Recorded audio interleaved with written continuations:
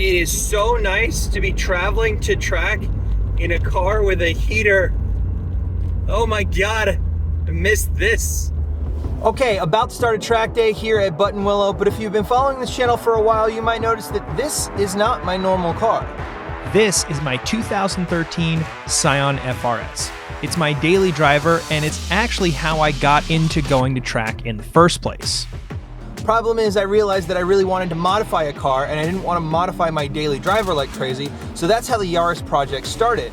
For the last 2 years, I've been tracking this modified Toyota Yaris, but I always wondered, is the FRS actually faster? So, I got some 200 treadwear tires, I got a full tank of fuel, and I'm ready to go see if this can beat the Yaris's 213 around this track.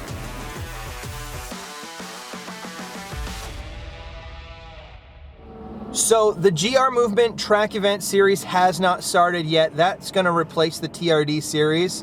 But today is the start of the SoCal 86 Cup, which is all for FRS 86, BRZ, and the new GR 86 and BRZ. So this can compete in that, and the Yaris can't. So that's one of the reasons I'm bringing it out today. Also, you might recognize some of the drivers. Everyone who you've seen that drives BRZ or an 86 in the TRD series, they're probably all here today as well. So I'm gonna get to see how this car stacks up to the Yaris. But I'm also gonna get to see how my skills stack up to my competitors from enthusiast class in similar machinery. The FRS is pretty much track ready from factory. The only thing most events require is a tow hook, and most cars have that in the trunk if you go look.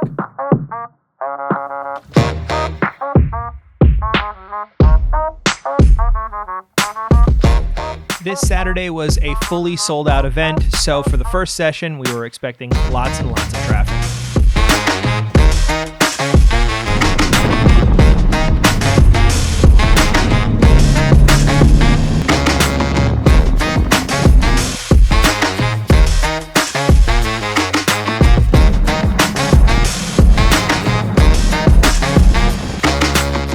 After a couple laps, I started to really notice a problem.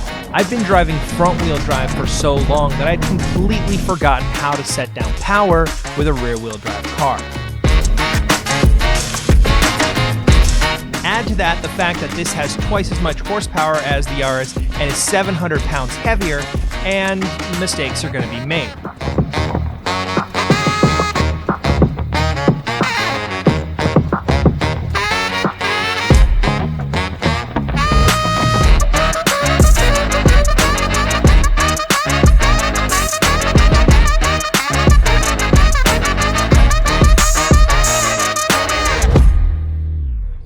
Okay, so that was a different experience. Hey, turns out this is rear-wheel drive, not front-wheel drive. Driving the Yaris for the last couple years has apparently put me into some bad habits when it comes to changing over. It's little things, like you can't shift in a corner as much without upsetting the car because all the power is going to the rear.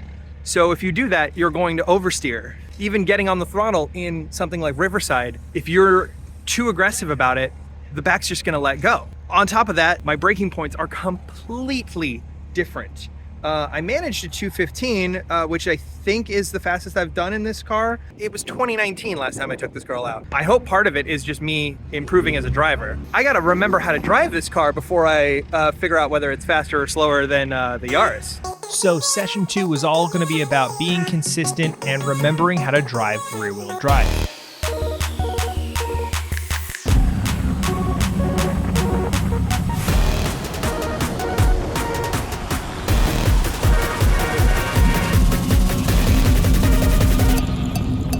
Another issue for the weekend was that Buttonwillow had recently seen rain.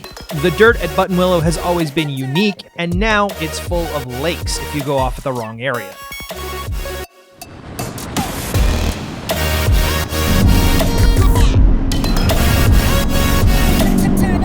So if you do go off, all you can do is hope that there's not a giant puddle waiting to greet you.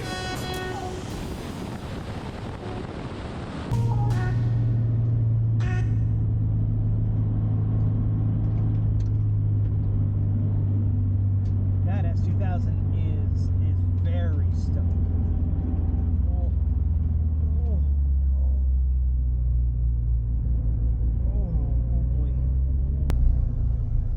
so I doubt we're going to be able to go out again. I guess that is the end of the session. But things definitely could have been worse. I spoke to the S2000 owner, and he said the steering wheel popped loose in his hand on the fastest part of the track. So that puts some things into perspective. Luckily, the spot that I went off didn't have a big lake like that, but it very well could have. I take a car to track that I built myself, and I don't know what I'm doing. So if someone's steering wheel can fail like that, that could very easily happen to me. I've messed with the fuel system, I've messed with the brakes, I've messed with the suspension. Any one of those that it's like had my fingerprints on it could fail. So there is something to be said for tracking an unmodified 8.6 versus a heavily modified Yaris. So I don't know, just something to think about. And that wasn't the only incident. This Tesla had gotten up on two wheels and came down so hard the curtain airbag deployed. The safety team seemed like they were pulling off two cars every single session. It was a constant reminder that, unlike the Yaris, I have to drive this thing home.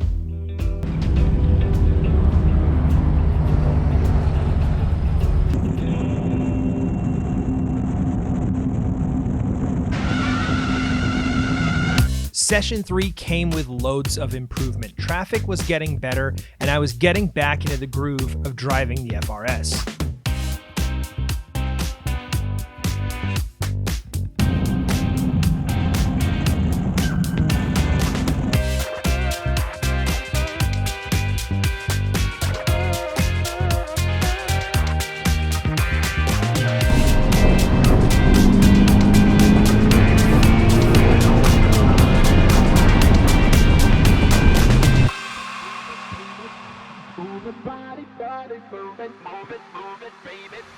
Okay, so that was session 3, and the FRS is officially faster than the Yaris. I know that sounds obvious, but this is a more or less stock car. It's really only wheels and tires that are not from the factory, and the Yaris has been modified to within an inch of its life. It is not an apples to apples comparison. It's an apples to spoons comparison. Front wheel drive versus rear wheel drive, modified versus not, lightweight versus, I mean, this is still a pretty lightweight car, but it's a 700-pound difference, double the horsepower, all over the place. But a big part of today is that I have not driven this car on track in a long time. So I'm gonna go out with somebody who has driven this car on track a lot. Different car. Different car. Look at this. Yeah. How you doing? This is Stephen Ellis. He and his 8.6 finished on the podium in street class last year for the TRD series, but he's also been competing in the 8.6 Cup and Grid Life's Club TR. Let's just say that he knows how to move this car really, really quickly. What kind of tires you got? GT radial. Nice. Do you pedal dance or no? No, just the 4-second hold. You probably need to pedal dance. Oh? For those of you that don't speak 8.6, let me explain real quick. The pedal dance is the secret way to turn the traction control system completely off.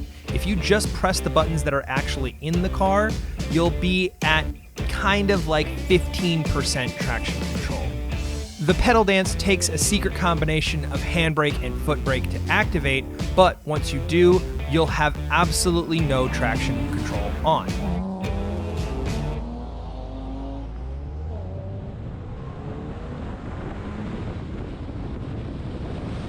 Going out with an instructor isn't exactly easy. You're trying to listen to what your instructor says while still maintaining the racing line, while paying attention to traffic, while trying to actually do the thing that they're saying.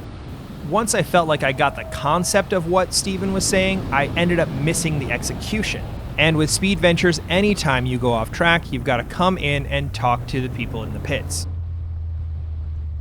Running out of talent? He didn't mean now. He meant when he meant it. All right, you're good. Go.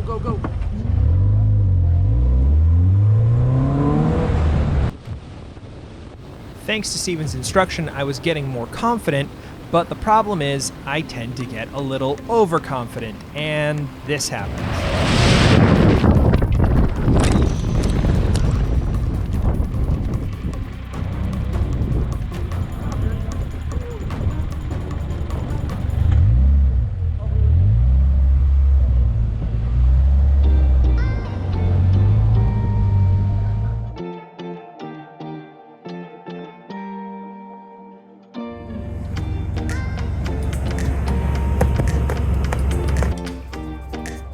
Ugh.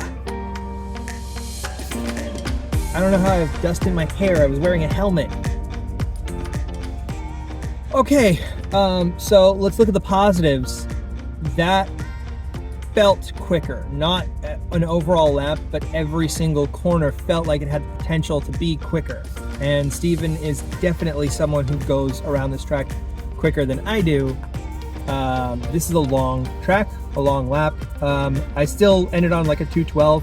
I was basically doing a 212 his way and a 212 my way. So if I can do his way and maybe push at like 90%, not trying to push with him in the car and screwing up every now and then, I think I can go faster than a 212. I think I can get to a 210 if I get it all right across the course of a lap. He's thinking like 2.7, which is insane.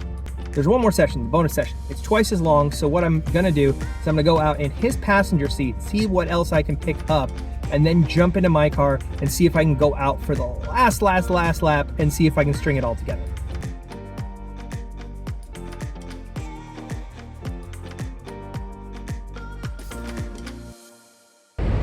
What's that?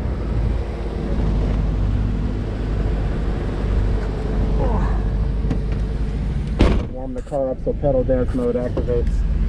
Whose is this? This is Vic's. Okay.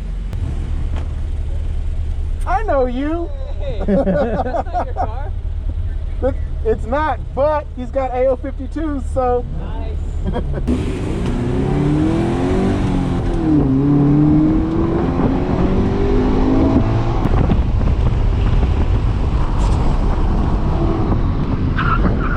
Way inside.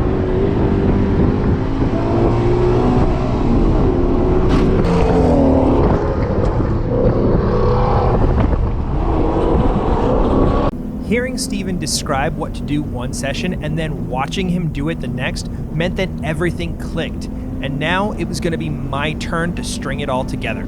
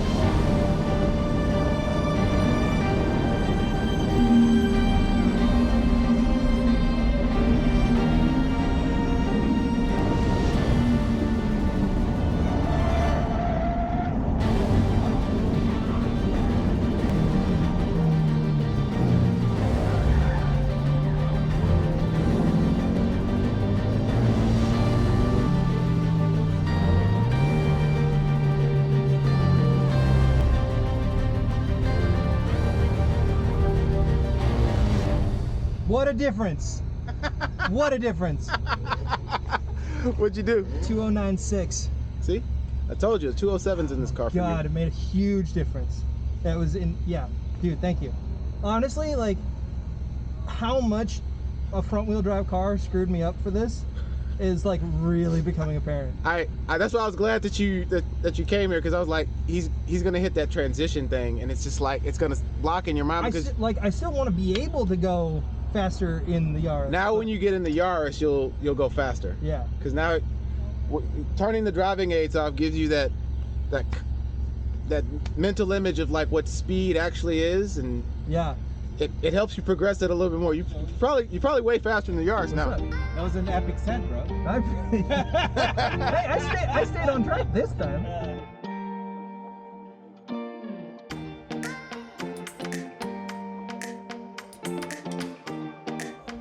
Oh my God, what a difference that made. I can tell it made a difference because I'm actually sweating at the end of this session.